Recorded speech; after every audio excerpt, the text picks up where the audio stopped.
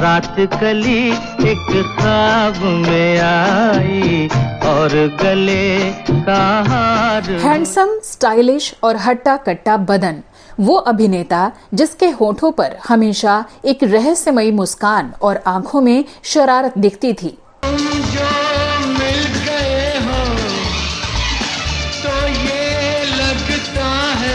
जिस अभिनेता की लोकप्रियता का आलम ये था कि ये 70 के दशक में सबसे ज्यादा फीस लेने वाले एक्टर्स में शुमार थे। ये माना मेरी जान, मोहब्बत सजा है, मजा इसमें। पुणे फिल्म इंस्टीट्यूट से गोल्ड मेडल हासिल कर चुका वो चमकता सितारा, जिन्होंने एक फिल्म में फ्लॉप अभिनेता अमिताभ बच्चन के साथ एक फ्रेम में खड़े होने तक से इनकार कर दिया था। वर्मा जी का खून किसने किया, कैसे हुआ, ये राज की बात नहीं है।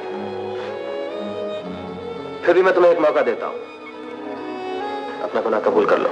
लेकिन क्या आप जानते हैं कि बाद के गुर्बत के दिनों में उसी अमिताभ बच्चन से इन्हें मदद मांगनी पड़ी और इन्होंने अमिताभ के साथ एक छोटा सा रोल भी अदा किया था। बोलता हूँ भाग जा, नहीं बाबा नहीं, सीधा जेल जाएगा कोई बात नहीं, बड़ी मार खाएगा कोई बात नहीं। क्या आपको पता है कि इन्होंने जिस प्रेमिका के लिए अपनी पत्नी से नाता तोड़ लिया, उसी प्रेमिका ने इन्हें छोड़कर किसी और के साथ घर बसा लिया। हम दोनों मिलके कागज पे दिल को चिट्ठी लिखेंगे। और क्या आप यकीन करेंगे कि कभी जिस सुपरस्टार एक्टर को देखने के लिए लोगों की भारी भीड़ इकट्ठा होती थी, उसी को सगे भाई ने अपने घर से निकाल दिया और अपनी दूसरी पत्नी की मौत के बाद इन पर लगे संगीन इल्जाम में इन्हें लंबे समय तक जेल में जिंदगी बितानी पड़ी थी। आज तेरी ये जुर्रत कि तुम मुझसे बदसलूकी करे और जब मैं तुझसे बात करने आऊं तो मुझे कहे इजाजत है, तेरी औकात क्या है? तो कौन थे ये अभिनेता, क्यों और कैसे इनकी जिंदगी अर्श से फर्श पर पहुंच गई और कौन था इसके लिए जिम्मेदार, जानेंगे और भी बहुत कुछ। आप बने रहिए हमारे साथ।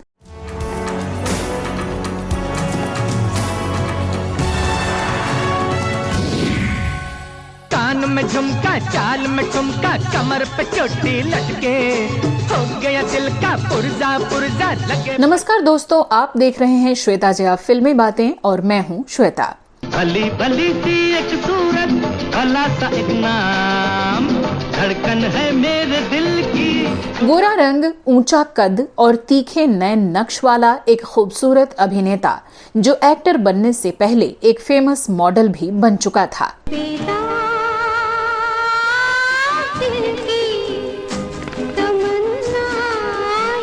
दोस्तों, अब तक आप समझ ही गए होंगे कि हम बात कर रहे हैं जाने माने वेटरन एक्टर नवीन निश्चल की।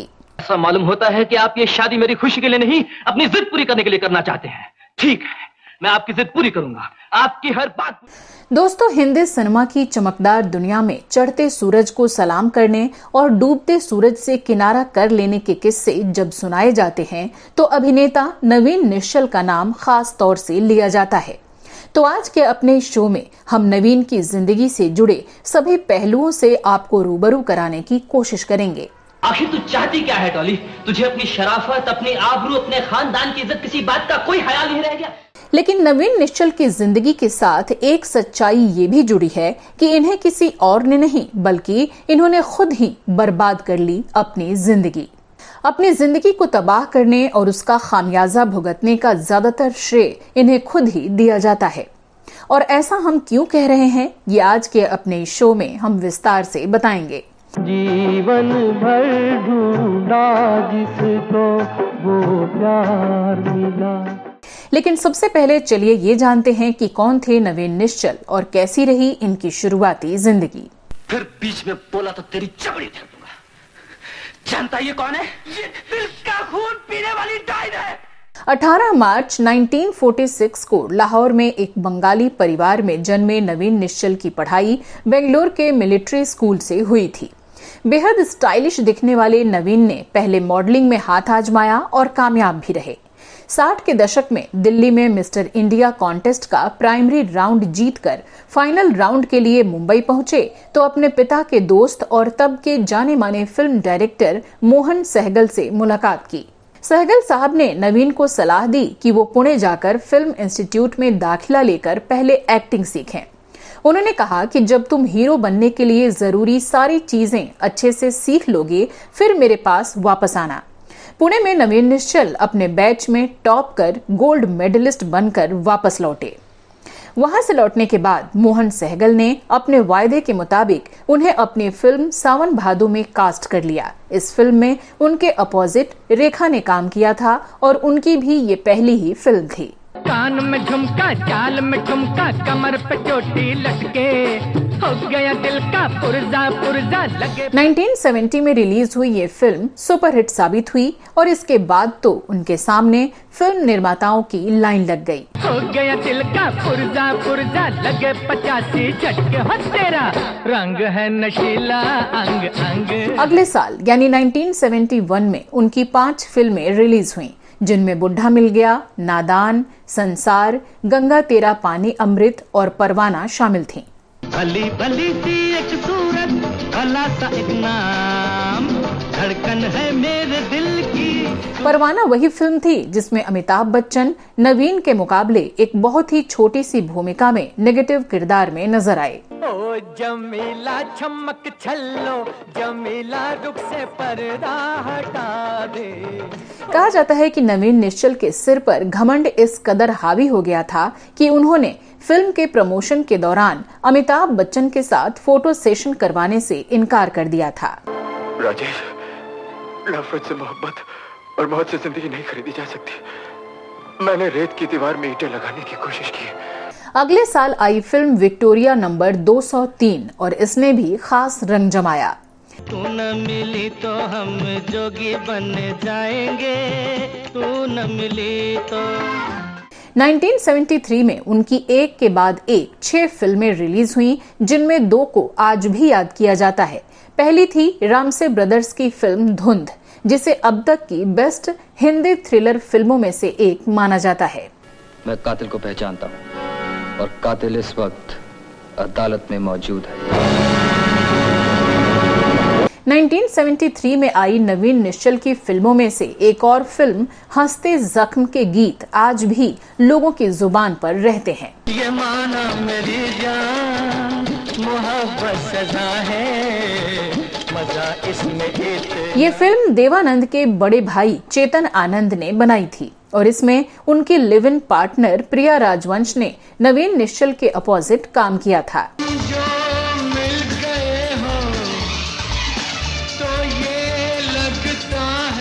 प्रिया राजवंश और चेतन आनंद के रिश्तों पर हमने एक और वीडियो बनाया है, जिसका लिंक डिस्क्रिप्शन बॉक्स में डाल दिया है और साथ ही ऊपर आई बटन में भी मौजूद है, जहां से आप इसे देख सकते हैं।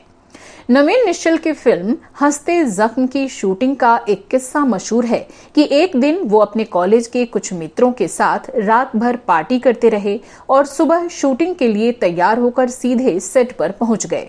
फिल्म के निर्देशक चेतन आनंद ने उनकी आंखें देखी और समझ गए कि ये रात भर पार्टी करके आए हैं।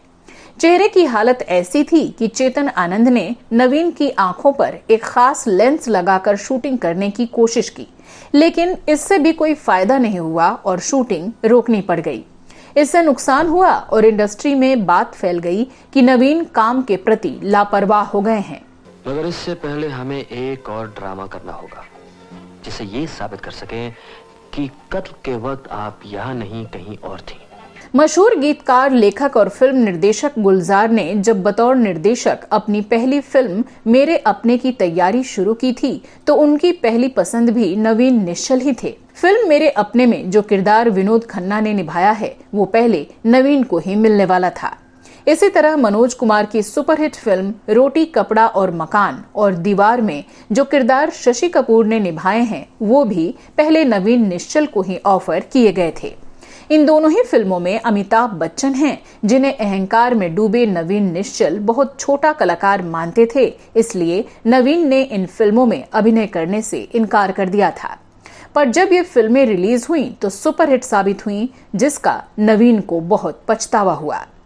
नवीन निश्चल ने जितनी रफ्तार से फिल्म जगत में अपनी पहचान बनाई, उतनी ही जल्दी शोहरत उन्हें छोड़कर जाने लगी थी।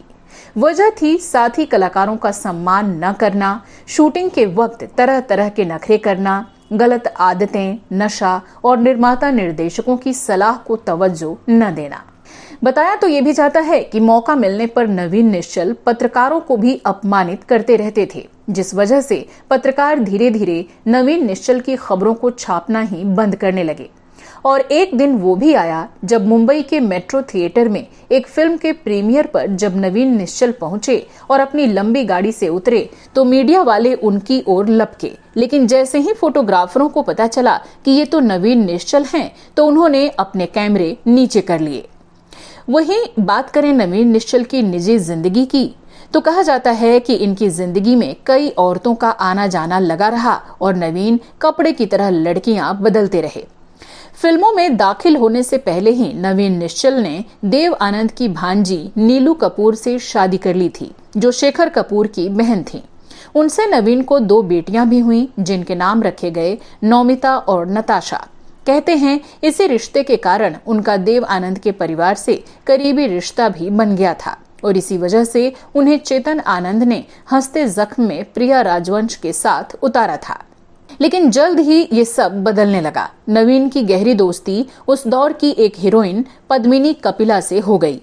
बात इतनी बढ़ी कि साल 1976 में नीलू और नवीन निश्चल का तलाक हो गया। लेकिन इस बीच पद्मिनी कपिला ने एक दूसरे शादीशुदा मर्द से दोस्ती बढ़ा ली, जो थे उस दौर के मशहूर फिल्म निर्माता प्रकाश मेहरा। और इस तरह नवीन निश्चल ने जिस औरत के लिए अपनी पत्नी को छोड़ा था, वही औरत किसी और के लिए इन्हें छोड़कर चली गई। शाबाश, मेरा तुझसे छुटकारा। अब मैं एक शरीफ, खानदानी, खूबसूरत, वफादार लड़की से शादी करने वाला हूं। जहां तक जानकारी मिलती है, नवीन की जिंदगी में इस दौरान एक और औरत आई जिसका नाम था पिम्मा। ये एक शादीशुदा महिला थी जो दिल्ली स्थित अपने पति से दूरी बनाकर नवीन के साथ लिव इन में रहने लगी। लेकिन फिर कुछ दिनों बाद नवीन से उसकी अनबन शुरू हो गई और पिम्मा अपने पति के पास वापस लौट गई। इसके बाद नवीन की जिंदगी में दस्तक दी एक और तलाकशुदा महिला ने, जिसका नाम गीतांजलि था। कुछ ही दिनों बाद इन दोनों ने शादी कर ली। सब कुछ दूंगा तुम्हें, पहाड़ ले जाऊंगा, लंदन, पेरिस ले जाऊंगा, जो मांगोगी दूंगा। बता दें कि 80 के दशक से ही नवीन निश्चल अपने भाई प्रवीण निश्चल के साथ मुंबई के खार में रहते थे, जहां बाद में शादी के बाद उनकी दूसरी पत्नी गीतांजलि भी रहने लगी। लेकिन साल 2006 में फरवरी के महीने में उनके भाई प्रवीण निश्चल ने नवीन को पत्नी समेत अपने घर से बाहर निकाल दिया, क्योंकि दोनों भाइयों में जबरदस्त झगड़ा हुआ था।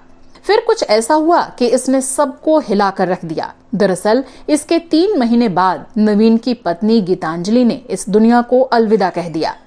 वो अपने पीछे एक खत छोड़कर गई थी, जिसमें उन्होंने अपने पति नवीन और इनके भाई पर बहुत बड़े आरोप लगाए थे। गीतांजलि ने खत में लिखा था कि नवीन उनके साथ बहुत ही बुरा बर्ताव करते हैं और शराब पीकर जानवर बन जाते हैं। पुलिस ने नवीन निश्चल और इनके भाई को गिरफ्तार कर लिया। अदालत में लंबे समय तक मुकदमा चला और नवीन निश्चल को काफी साल जेल में गुजारने पड़े। लेकिन बाद में उन्हें बेल मिल गई और वो बाहर आए। लेकिन नए सिरे से जिंदगी शुरू करने के लिए उनके पास अब कुछ भी नहीं बचा था, क्योंकि अपनी गलतियों की वजह से वो सब कुछ गंवा चुके थे। फिर कुछ सालों तक यूं ही किसी तरह नवीन निश्चल की जिंदगी बस चलती रही। वो काम पाने के लिए इधर उधर धक्के खाते रहे। बाद के सालों में नवीन निश्चल ने छोटे पर्दे यानी टीवी पर काम करना शुरू किया। वो दूरदर्शन पर प्रसारित कई सीरियल में नजर आए, जिनमें रिश्ते नाते, देख भाई देख, आहट, दाल में काला, फरमान, चूड़ियां, आशीर्वाद आदि प्रमुख थे। ओ शबनम, वाह, अब तो मजा ही आ जाएगा। 19 मार्च 2011 को नवीन निश्चल अपने कुछ दोस्तों के साथ होली मनाने के लिए जा रहे थे। इनमें निर्माता गुरदीप सिंह और अभिनेता रणधीर कपूर भी शामिल थे, जिनके साथ ये मुंबई से पुणे जा रहे थे। रास्ते में उन्होंने गुरदीप को गाड़ी का एसी कम करने के लिए कहा। गुरदीप के एसी कम करने के कुछ ही देर बाद नवीन को दिल का दौरा पड़ा और मौके पर ही उनकी मौत हो गई। फिल्म जगत में नवीन निश्चल को उनके शानदार अभिनय और विवादास्पद छवि दोनों के लिए ही लंबे अरसे तक याद रखा जाएगा। जब भी इस अभिनेता की बात चलेगी तो ये भी जरूर नसीहत मिलेगी कि हमें कैसे जिंदगी जीनी चाहिए और किन गलतियों से बचना चाहिए। सफलता को कभी भी सिर पर नहीं चढ़ने देना चाहिए और ना ही किसी के साथ कभी भी बुरा व्यवहार करना चाहिए, क्योंकि कोई नहीं जानता कि समय कब कैसी करवट ले ले और कब किसकी किस्मत पलट जाए। कहा जाता है कि दुनिया में कुछ भी हमेशा के लिए नहीं होता। तो दोस्तों, आपको हमारा ये वीडियो कैसा लगा कमेंट करके जरूर बताइएगा। अगर आपके पास भी नवीन निश्चल से जुड़ी कोई और जानकारी हो तो वो भी हमसे साझा करना मत भूलिएगा। इसी तरह की कुछ और रियल कहानियों को जानने के लिए आप हमारे दूसरे चैनल ड्रामा सीरीज इंडियन और वो पुराने दिन को भी देख सकते हैं। इन दोनों ही चैनलों के लिंक हमने डिस्क्रिप्शन में डाल दिए हैं। तो अब अपनी दोस्त और होस्ट श्वेता जया को दीजिए इजाजत। कुछ नए किस्से कहानियों के साथ अगले एपिसोड में आपसे फिर होगी मुलाकात। फिलहाल नमस्कार।